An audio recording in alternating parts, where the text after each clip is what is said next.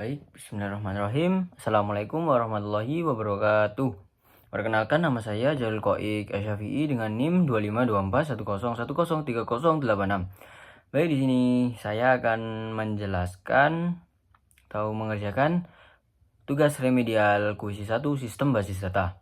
Oke, langsung saja saya akan menjelaskan.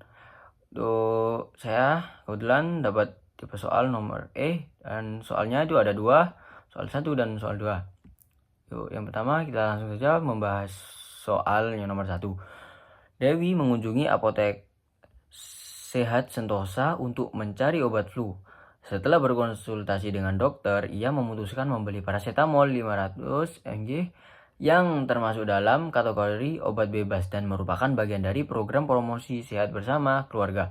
Obat ini diproduksi oleh dua perusahaan farmasi besar, yaitu Pharmajaya dan Medicare Indo. Dewi membeli satu strip dengan harga Rp25.000 dan membayar menggunakan metode non-tunai melalui debit card. Transaksi atas nama Dewi dicatat oleh kasir lengkap dengan waktu pembelian dan rincian produk yang dibeli. Nah, dari cerita di atas, kita akan mengidentifikasi entity beserta atributnya. Yang B, menentukan relasi antar entity, dan yang C, kita disuruh menggambar ERD, entity relationship diagram lengkap dengan atribut dan relasi antar entity. Oke, langsung saja kita akan membahas soal yang nomor 1 terlebih dahulu. Untuk jawaban soal kuisis nomor 1 sistem basis data. Yang A.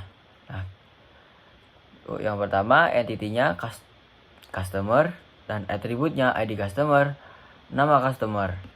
Yang kedua apotek, ID apotek dan nama apotek. Yang ketiga entity-nya detail obat. Atributnya ID detail, ID obat dan ID perusahaan. Yang keempat jenis obat. Jenis obat untuk atributnya itu ID jenis dan nama jenis. Untuk yang kelima itu entity obat, atributnya obat, ID obat, kode obat, nama obat, dan harga. Untuk entity yang keenam itu perusahaan, atributnya itu ID perusahaan, nama perusahaan. Untuk yang ketujuh entity transaksi, untuk atributnya ID transaksi, nama transaksi, metode pembayaran, ID customer, ID kasir, dan ID apotek. Untuk yang ke-8 detail transaksi. Untuk atributnya ID detail transaksi, kuantitas, ID obat, dan ID transaksi. Untuk yang terakhir yaitu entity kasir. Untuk atributnya ID kasir dan nama kasir. Langsung selanjutnya kita akan menjelaskan yang B, tentukan relasi antar entity. Oke. Untuk relasi antar entity itu yang pertama customer dan transaksi. Untuk relasinya one to many. Untuk penjelasannya, satu customer bisa melakukan banyak transaksi, tetapi satu transaksi hanya bisa dilakukan oleh satu customer. Untuk yang kedua, kasir dan transaksi. Untuk relasinya itu one to many. Penjelasannya, satu kasir bisa mencatat banyak transaksi dan satu transaksi hanya bisa dicatat oleh satu kasir. Untuk yang ketiga, apotek dan transaksi. Untuk relasinya one to many. Penjelasannya, satu apotek bisa melayani banyak transaksi, tetapi satu transaksi hanya bisa dilayani oleh satu apotek. Yang keempat, perusahaan dan obat. Relasinya one to many. Satu perusahaan bisa memproduksi banyak obat, tapi satu obat hanya bisa diproduksi oleh di satu perusahaan. Yang kelima, jenis obat dan obat.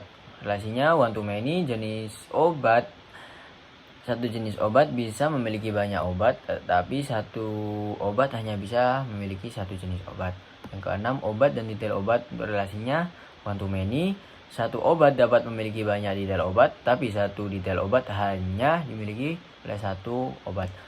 Untuk yang ketujuh, obat dan detail transaksi. Relasinya one to many. Satu obat dapat tercatat di banyak detail transaksi, tetapi satu detail transaksi hanya tercatat satu obat. Yang 8, transaksi dan obat. Untuk relasinya many to many. Itu penjelasannya, satu transaksi bisa memuat banyak obat, tetapi dan juga satu obat juga bisa dimuat banyak transaksi. Yang selanjutnya itu C, gambarkan ERD entity relationship diagram. Oke. Nah,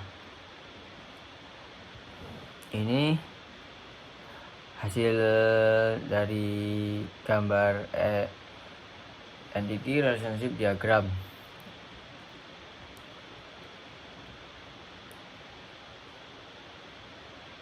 Obat itu sebentar. Kita mulai dari obat ya.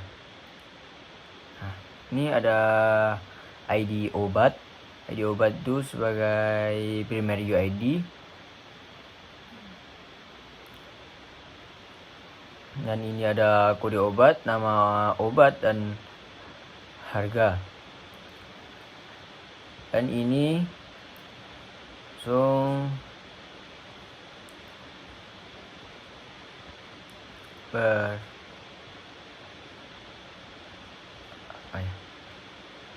relasi dengan jenis obat, seperti ini, one to many. Satu jenis obat bisa memiliki banyak detail obat, tapi satu obat hanya bisa memiliki satu obat. Nah, contohnya seperti itu. Ini ada detail obat, ini ada detail, dan perusahaan ini detail obat, ID detail sebagai primary UID, dan perusahaan ini ada ID perusahaan sebagai primary UID, dan selanjutnya kedua nama perusahaan. Ini yang transaksi, ID transaksi, tanggal transaksi, metode pembayaran. ID transaksi ini sebagai primary UID. Ini lanjut ke customer dan kasir, ID customer dan nama customer dikasih di ID kasir dan nama kasir. Untuk apotek, ID apotek dan nama apotek. Yang terakhir ini detail transaksi, ada ID detail transaksi dan kuantitas. Nah, ini setelah kita engineer, jadi untuk jenis obat itu ID jenis primary ID dan menggunakan integer, lalu nama jenis itu varchar 60 char. Dua, obat, ID obat sebagai primary UID dan kode obat sebagai secondary UID. ID obat tadi integer, kode obat itu varchar 60 char, nama obat varchar 60 char, harga integer, dan jenis obat di jenis obat. Perusahaan ada ID perusahaan sebagai primary ID integer, dan nama perusahaan itu varchar 60 char. Selanjutnya itu detail obat, ID detail itu sebagai primary UID itu integer, dan ini berdampingan langsung. Untuk perusahaan, ID perusahaan itu integer, obat ID obat integer. Lalu selanjutnya itu detail transaksi, untuk ID detail transaksi sebagai primary ID integer, dan kuantitas juga integer. Lalu teruskannya itu apotek dan ID apotek integer, obat ID obat integer juga. Itu transaksi itu ada ID transaksi sebagai primary ID itu integer, lalu tanggal transaksi itu date. Lalu 3, metode pembayaran itu kan varchar 20 char. Lalu ini ada customer ID integer, kasir ID kasir integer, apotek ID kasir apotek ID apotek. Ini untuk customer ada ID customer sebagai primary ID integer, nama customer varchar 60 char. Di kasir, ID kasir integer, nama kasir varchar 60 char. Dan akhir apotek ID apotek sebagai pengembang ID, integer, nama butik, Fajar, 60 char. Oke. Tuh, selanjutnya kita akan membahas soal nomor 2. Sebuah kebun apel mencatat transaksi penjualan apel dalam sebuah flat table dengan struktur seperti berikut. Nah, ini tuh nomor transaksi T02, waktu transaksi 2026 tanggal 24 bulan 9, status pengiriman dikirim, nama pelanggan Jindan, username Jayden, nomor telepon pelanggan 081 tuh nama alamat, ini kode tabelnya. Kita akan baca, namun struktur tersebut masih belum terorganisir dengan baik dan belum memenuhi prinsip-prinsip normalisasi. Lakukan tahap normalisasi hingga tabel tersebut mencapai bentuk normal form atau 3NF. Gambarkan struktur tabel pada setiap tahap normalisasi 1NF, 2NF, dan 3NF. Oke. Maaf. Kalau bisa. Nah, ini untuk tadi UNF atau tabel yang masih tidak beraturan. Nah, ini ada nomor transaksi, waktu transaksi, status pengiriman, nama pelanggan, username pelanggan, nomor telepon pelanggan, alamat pengiriman, kode produk, nama produk, jumlah produk, harga produk, dan harga total. Nah, langsung kita masuk ke 1NF. Nah, yang pertama ini kita akan menghilangkan operasi perhitungan. Dan untuk menghilangkan itu ada nomor transaksi, waktu transaksi, status pengiriman, nama pelanggan, username pelanggan, nomor telepon pelanggan, alamat pengiriman, kode produk, nama produk, jumlah produk, harga produk, dan harga total. Nah, selanjutnya itu kita memecah multi value pada alamat. Nah, ini nomor transaksi, waktu pengiriman, nama pelanggan, username pelanggan, nah nomor telepon pelanggan. Nah, ini kita seperti ini memecah multi value pada alamat. Ini jalan sendiri, jalan Teratai nomor 22 dan Kecamatan Sumbersari, Kabupatennya Jember, Provinsi Jawa Timur, kode pos. Ini lanjut kode produk, nama produk, jumlah produk, harga produk. Selanjutnya ini setelah dipecah, ini hasilnya seperti ini.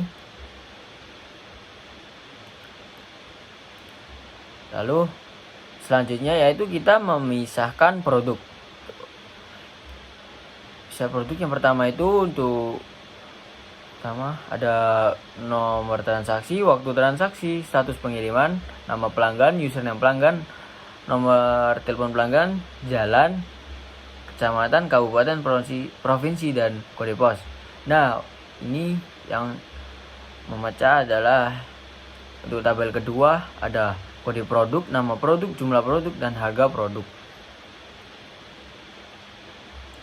Ini hasilnya untuk gabungkan tabel. Nah, ini ada nomor transaksi, kode produk, nama produk, jumlah produk, dan harga produk. Yang selanjutnya yaitu 2NF. Dan ini 2NF tadi hasil dari 1NF, nomor transaksi, kode produk, nama produk, jumlah produk, harga produk. Nah, ini ada tabel detail transaksi dan tabel produk. Tabel detail transaksi itu ada nomor transaksi, kode produk, dan jumlah produk. Dan di tabel produk itu ada kode produk, nama produk, dan harga produk. Langsung kita yang terakhir ada 3NF. Ada 3NF ini digabungkan semua untuk nomor transaksi, waktu transaksi, status pengiriman, nama pelanggan, username pelanggan, nomor telepon pelanggan, jalan, kecamatan, kabupaten, provinsi, dan kode pos. Yaitu kita bisa pelanggan dan alamat menjadi entity baru. Nah, seperti ini ada ID pelanggan, username pelanggan, nama pelanggan, dan nomor telepon pelanggan. Ini untuk alamatnya, ID alamat, jalan, kecamatan, kabupaten, provinsi, dan kode pos. Dan hasil akhir setelah penggabungan tabel transaksi, pelanggan, dan alamat. Jadi ini nomor transaksi waktu transaksi, status pengiriman, ID pelanggan, dan ID alamat. Itu entity yang ditemukan ini tabel pelanggan, ID pelanggan, username pelanggan, nama pelanggan, nomor telepon pelanggan. Ini untuk tabel alamat, ID alamat, jalan, kecamatan, kabupaten, provinsi, dan kode pos. Dan ini untuk tabel detail transaksi, ada nomor transaksi, kode produk, jumlah produk, dan terakhir tabel produk, kode produk, nama produk, dan harga produk. Oke, selesai sudah. Sama seperti ini, tapi ini agak kurang jelas. Baik, sekian saja penjelasan dari saya. Saya Jarwo Eka Syafi'i, mohon pamit apabila ada salah kata dalam penjelasannya. Saya mohon maaf. Baik, terima kasih. Assalamualaikum warahmatullahi wabarakatuh.